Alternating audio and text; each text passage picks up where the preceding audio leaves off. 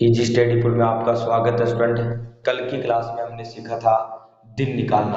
आज अपन सीखेंगे repetition of calendar, यानी कैलेंडर की पुनरावृत्ति कैसे होती है। तो स्टूडेंट आज अपन सीखेंगे रिपीटेशन ऑफ कैलेंडर, यानी कैलेंडर की जो पुनरावृत्ति होती है स्टूडेंट, वो कब कब होती है। आपसे बोल दे कि इस साल का कैलेंडर इस साल कब रिपीट होगा, तो यानी कैलेंडर का रिपीट कब होता है, रिपीटेशन कब होता है, पुनरावृत्ति कब होती है स्टूडेंट। तो देखो स्टूडेंट, पहले आपको मैं एक बात बता देना चाहता हूँ कि आपको सबसे मोस्ट इम्पोर्टेंट बात ये ध्यान रखनी है कि स्टूडेंट नॉन लीप ईयर का जो कैलेंडर होता है, यानी सामान्य वर्ष का जो कैलेंडर होता है, नॉन लीप ईयर का कैलेंडर नॉन लीप ईयर में ही रिपीट होगा। नॉन लीप ईयर का जो कैलेंडर होगा स्टूडेंट, वो नॉन लीप ईयर में क्या होगा स्टूडेंट, रिपीट होगा। नॉन लीप ईयर का कैलेंडर नॉन लीप ईयर में ही क्या होगा, रिपीट होगा स्टूडेंट। एक तो आपको ये बात ध्यान रखनी है, क्योंकि ये इंपॉर्टेंट बात है कि नॉन लीप ईयर का कैलेंडर नॉन लीप ईयर में हमेशा रिपीट होता है। दूसरी बात स्टूडेंट है, लीप ईयर का जो कैलेंडर है वो लीप ईयर में ही क्या होगा, रिपीट होगा। ये भी आपको ध्यान रखना है, क्योंकि नॉन लीप ईयर का कैलेंडर नॉन लीप ईयर में ही रिपीट होता है और लीप ईयर का कैलेंडर लीप ईयर में ही रिपीट होता है। लीप ईयर का मतलब अधिवर्ष, नॉन लीप ईयर का मतलब सामान्य वर्ष। अब आपको और क्या ध्यान रखना चाहिए कि लीप ईयर का कैलेंडर कैसे रिपीट करे, नॉन लीप ईयर का कैलेंडर कैसे रिपीट करे। तो स्टूडेंट ध्यान रखना, अगर आपको लीप ईयर का कैलेंडर रिपीट करना है तो हमेशा उसमें 28 ऐड कर देने हैं। कितने ऐड कर देने हैं, उसमें हमेशा 28 ऐड कर देने हैं, ताकि आपको क्या पता चल जाएगा, लीप ईयर के कैलेंडर का रिपीटेशन पता चल जाएगा। यानी आप जब लीप ईयर का कैलेंडर रिपीट करो तो हमेशा उसमें कितने ऐड करने पड़ेंगे, 28 ऐड करने पड़ेंगे। यदि आपको स्टूडेंट नॉन लीप ईयर का कैलेंडर रिपीट करना है, किसका, नॉन लीप ईयर यानी सामान्य वर्ष का कैलेंडर रिपीट करना है, तो आपको 11 ऐड करने हैं स्टूडेंट। अब देखो स्टूडेंट, कई बार क्या होता है, जब आप नॉन लीप ईयर का कैलेंडर रिपीट करते हो तो आपके पास लीप ईयर प्राप्त हो जाता है। वो कैसे क्यों होता है, वो इसलिए होता है स्टूडेंट, जब आप लीप ईयर के जस्ट की बाद वाली साल लेते हो। लीप ईयर के जस्ट की बाद वाली साल का मतलब है 2000 लीप ईयर है, 2001 लेते हो, 2004 लीप ईयर है, 2005 लेते हो, तब आप लेते हो तो स्टूडेंट आपके पास लीप ईयर प्राप्त हो जाता है। लेकिन मैंने तो कहा है कि नॉन लीप ईयर का कैलेंडर नॉन लीप ईयर में रिपीट होना चाहिए। तब आपको कितने ऐड करने पड़ते हैं, 11 ऐड न करके आपको 6 ऐड करने पड़ेंगे। जैसे मैं एग्जाम्पल द्वारा समझाऊंगा, अभी एग्जाम्पल से देखना आप। जैसे देखो, मैं लीप ईयर का कैलेंडर रिपीट करना चाहता हूँ और मैं आपको कह दूं कि 2020 जो चल रहा है, अब 2020 जो चल रहा है, जिस दिन जो वार आ रहा है, जिस महीने में जिस तारीख को जो वार आ रहा है, उसी तारीख को ये वार कब आएंगे। तो स्टूडेंट, ये वार हमें 28 जोड़ने पे प्राप्त होंगे। तो मैं 2020 में जब स्टूडेंट क्या जोड़ूंगा, 28 जोड़ूंगा, तो मेरे को पता चल जाएगा कि मेरा जो आंसर आएगा वो स्टूडेंट कितना आ जाएगा, वो स्टूडेंट 2048 आ जाएगा। तो मैं ये कह सकता हूँ स्टूडेंट कि ये जो 2020 का जो कैलेंडर चल रहा है, ये कैलेंडर एकदम समान तारीखों को समान वार के साथ 2048 में पुनः रिपीट होगा स्टूडेंट। कब पुनः रिपीट होगा, 2048 में ही रिपीट होगा। अब ये पुनः, इसके पहले कभी भी रिपीट नहीं होगा स्टूडेंट। अब देखो स्टूडेंट, एक एग्जांपल नॉन लीप ईयर का, फिर एक एक और लेंगे। तो देखो स्टूडेंट, मैं नॉन लीप ईयर का रिपीट करता हूँ। तो जैसे मेरे पास आ गया 2013, अब मुझे पता चला 2013 नॉन लीप ईयर है, क्योंकि इसमें 4 का भाग नहीं जाता। और मैंने आपको बताया कि नॉन लीप ईयर का कैलेंडर नॉन लीप ईयर में रिपीट होगा, और नॉन लीप ईयर के कैलेंडर को रिपीट करने के लिए आपको 11 ऐड करने पड़ेंगे। तो स्टूडेंट, जैसे ही मैं इसमें 11 ऐड करूंगा तो मेरा आंसर जो आएगा वो 2024 आएगा। तो इसका मतलब ये हुआ कि 2013 का जो कैलेंडर है वो 2024 में रिपीट होगा, यानी 2024 में रिपीट होगा। कौन सा कैलेंडर, 2013 का कैलेंडर। अब स्टूडेंट, यदि मैं ऐसे कह लूं कि मान लो मैं 2017 का कैलेंडर निकालना चाहूँ, तो देखो स्टूडेंट, 2017 कैसा है, लीप ईयर के जस्ट बाद का साल है। तो आप इसमें 11 नहीं ऐड करोगे। देखो क्यों, जब आप इसमें 11 ऐड करोगे तो आपको स्टूडेंट 2028 मिलेगा। और मैंने आपको ऊपर बोला है कि नॉन लीप ईयर का कैलेंडर नॉन लीप ईयर में रिपीट होगा, क्योंकि 2017 नॉन लीप ईयर है और 2018 लीप ईयर है। तो इसका मतलब इसका कैलेंडर नॉन लीप ईयर में रिपीट होना चाहिए था। ये तो लीप ईयर आ रहा है। तो अब आपको स्टूडेंट 11 ने ऐड करके इसमें 6 ही ऐड करने पड़ेंगे, और जब मैं 2017 में 6 ऐड करूंगा तो मेरा जो आंसर, सही आंसर जो आएगा वो 2023 आएगा, 2028 नहीं होगा स्टूडेंट, ध्यान रखना। क्योंकि ये खास बात है इसमें कि 6 कब जोड़ते हैं, ये भी ध्यान रखना। 6 कब जोड़ते हैं? 6 तब जोड़ते हैं जब लीप ईयर के जस्ट बाद का साल हो। जैसे फॉर एग्जांपल देखो स्टूडेंट, मैं और प्रश्न लेता हूँ leap year no leap year के। जैसे देखो, मान लो मैं आपसे कह दूं कि 2052 का जो कैलेंडर है वो कब रिपीट होगा, तो आप कहोगे 2052 कैसा वर्ष है?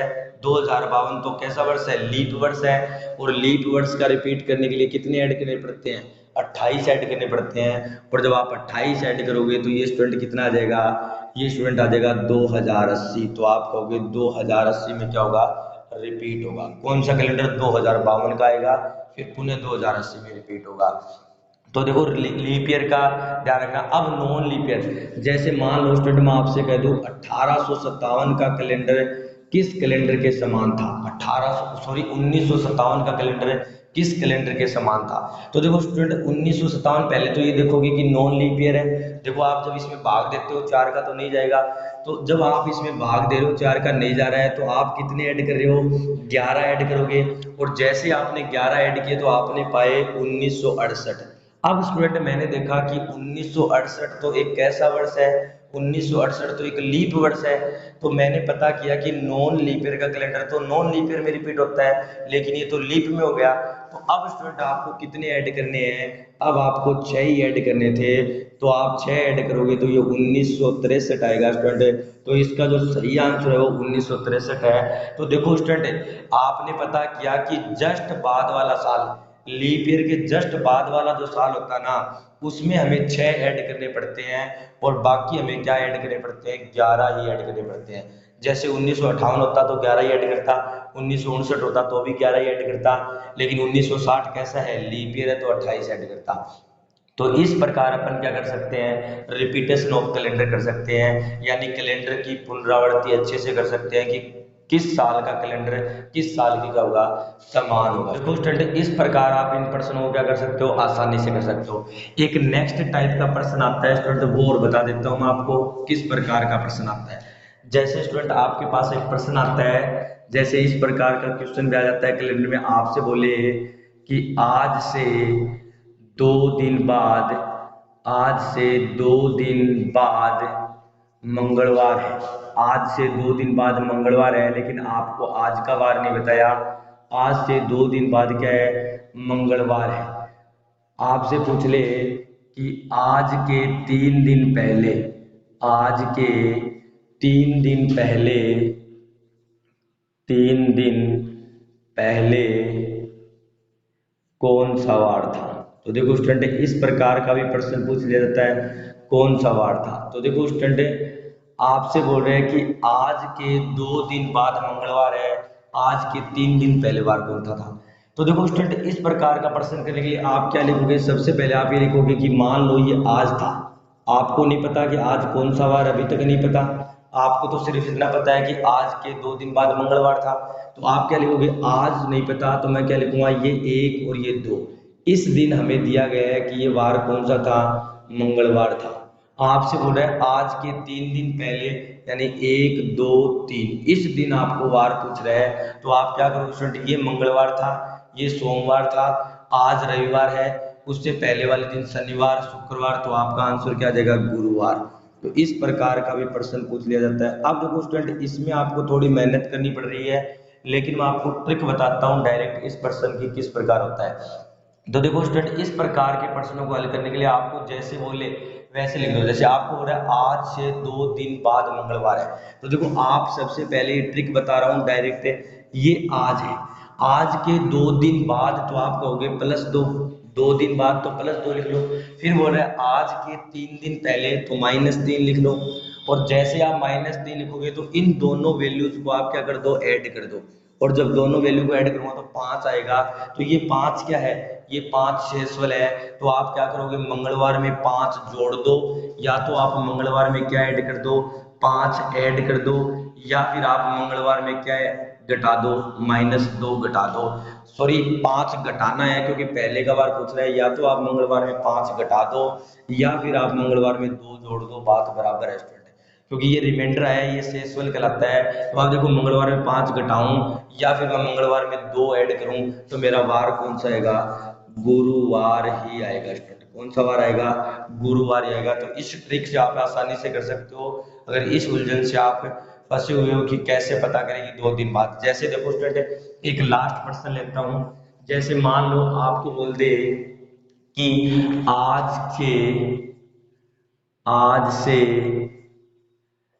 4 दिन बाद, आज से 4 दिन बाद सोमवार है। कौन सा वार है स्टूडेंट, सोमवार है। आज से 4 दिन बाद सोमवार है तथा आज